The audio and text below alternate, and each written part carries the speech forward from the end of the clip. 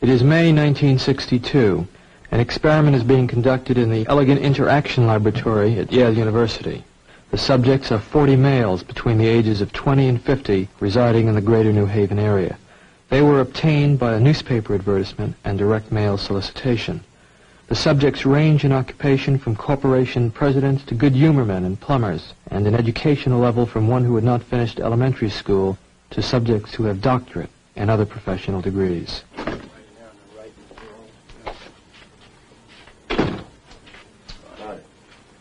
Right here. Now, both of you have been paid, so let me sit right down.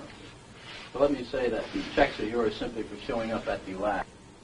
And from this point on, no matter what happens, the money is yours.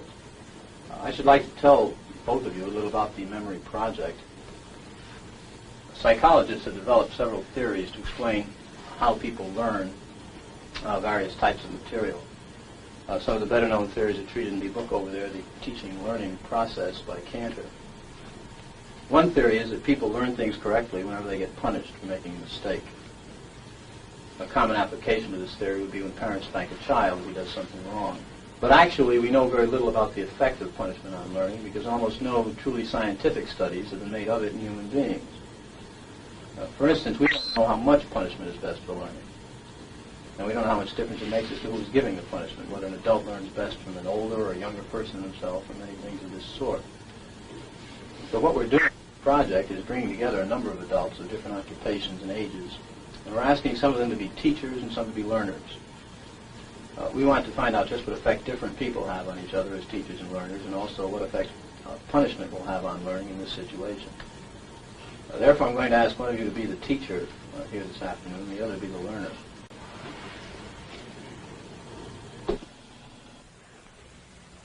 This machine generates electric shocks, and when you press one of the switches all the way down, the learner gets a shock. When you release it, the shock stops, you see, like that. The switch will remain in this middle position after you released it to show you which switches you've used on the board. Of course, if you were to press any one of them again, the learner would get another shock. All subjects are given identical instructions and a sample shock.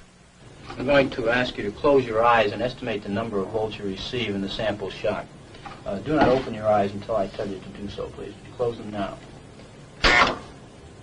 Okay, you may open your eyes, and using the voltage scale here, would you estimate for me the number of volts you received, please?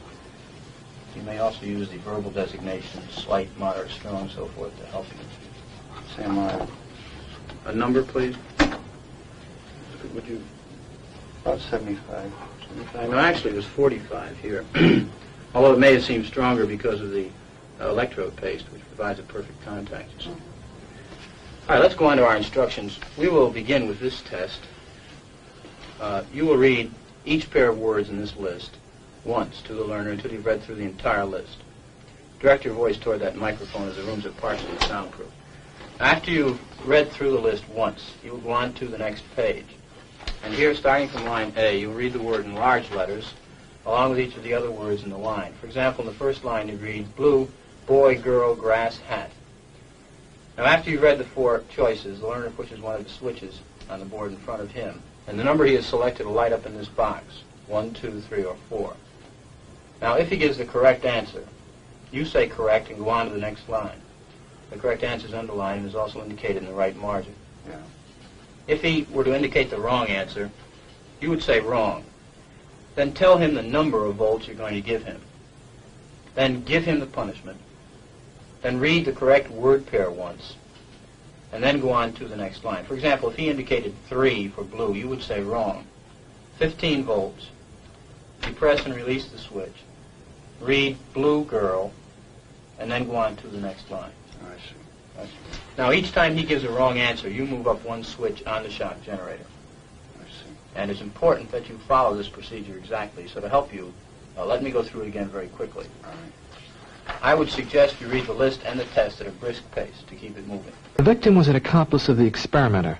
The drawing was rigged so that the naive subject was always the teacher, and the accomplice always became the learner. Of 100 people placed in this situation, how many do you think would just go right on to the end? In Mr. Wallace were out there, and say Mr. Williams, for some reason or other, said, keep going. You're asking me how many... Out of 100, right. Well, personally, I think, yeah, if you get 1 or 2, you'd be lucky. Well, I'm not sure lucky is the right word. 40 psychiatrists at a leading medical school were also asked to predict the performance of 100 hypothetical subjects. They predicted that only a little more than 1/10 of 1% of the subjects would administer the highest shock on the board. Yet actually, 50% of the subjects obeyed the experimenter's commands fully in the experiment depicted in this film. 165 volts. Time. That guy's hollering in there. Continue, please. Go on.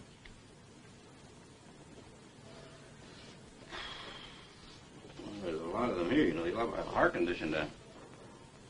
You want me to go? Just continue, please.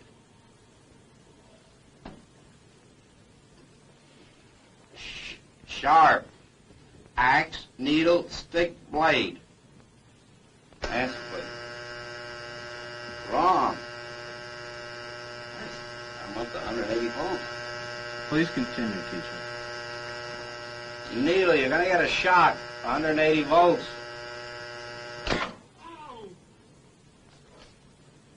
I can't stand the pain. Let me out of You can't stand it now. I'm not going to kill that man there. You hear him hollering there? He's As I crying. said before, the shocks may be painful, but Yeah, they're not but he's in dangerous. there hollering. He can't stand it. What if something happens to him? The experiment requires that you continue, teacher. Yeah, but I'm not going to get that man sick in there. I mean, he's hollering in there. You know what I mean?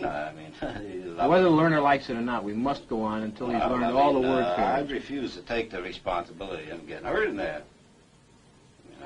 He's in there hollering. It's absolutely essential that you continue, teacher. There's too many left here. Geez, he gets wrong here. There's too many of them left.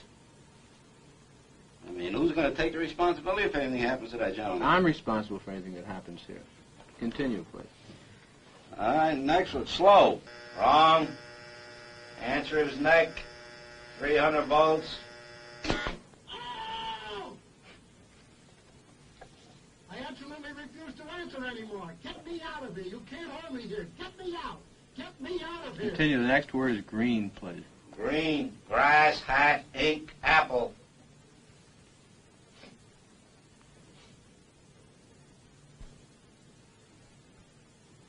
I can't go on, he won't answer. If the learner doesn't answer in a reasonable time, about 4 or 5 seconds, consider the answer wrong and follow the same procedure as you have been doing for wrong answers. Say wrong, tell them the number of volts, give them the punishment, read them the correct answer. Oh, man. Continue, please. Something's happened to that man in there. Nice one, gold, dollar, necklace, moon, paint. Something's happened to that man in there. You better check in on him, sir. He won't answer me or nothing. Please continue. Go on, please. You accept all the responsibility? The responsibility is mine, correct. Please go on. Grave, woman, soldier, dog, horse. Answer is woman, 450 volts. That's it. Now continue using the last switch on the board, please, the 450 switch for each wrong answer. Continue, please. I'm not getting no answer. Please continue. The next word is white. But you think you should look in on him, please? Not once we've started the But experiment. what if something's happened to the man, had an attack or something there? The experiment requires that we continue. Go on, please. Don't the man's health mean anything? Whether the learner likes it or not, we But must... he might be dead in there. Some people can't take the shock, sir. Please I continue. don't tend to be rude, but I think you should look in on him. Whether the... All you got to do is look at the door. If I don't get no answer, no noise, something I think has happened to the gentleman in there, sir. We must continue. Go on, please. You're going to keep giving what, 450 volts every shot now? That's correct. Continue. The next word is white. White, 450 volts. Next one is short. Sentence, movie, spurt, time. All right, excuse me, teacher. We'll have to discontinue the experiment. I'd like to ask you a few questions, if I may. How do you feel, though? I feel all right, but I don't like what's happened to that fellow in there. He's been howling, and we had to keep giving him shocks. I didn't like that one bit. He wanted to get out, and he just kept going, kept throwing 450 volts. I didn't like that. He wouldn't even look at him, that gentleman. Well, who was actually pushing the switch? I was. But he kept insisting. I told him no, but he said, "It's got to keep going." I told him it's time we stopped when we got up to 195, 210 volts. Well, why didn't you just stop? He wouldn't let me. I wanted to stop.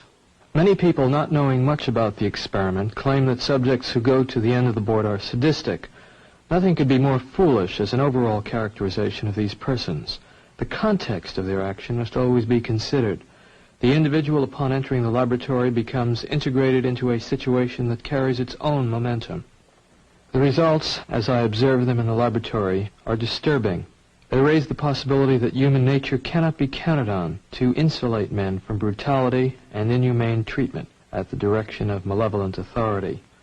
A substantial proportion of people do what they are told to do, irrespective of the content of the act and without limitations of conscience, so long as they perceive that the command comes from a legitimate authority. If in this study an anonymous experimenter could successfully command adults to subdue a 50-year-old man and force on him painful electric shocks against his protests, one can only wonder what government, with its vastly greater authority and prestige, can command of its subjects.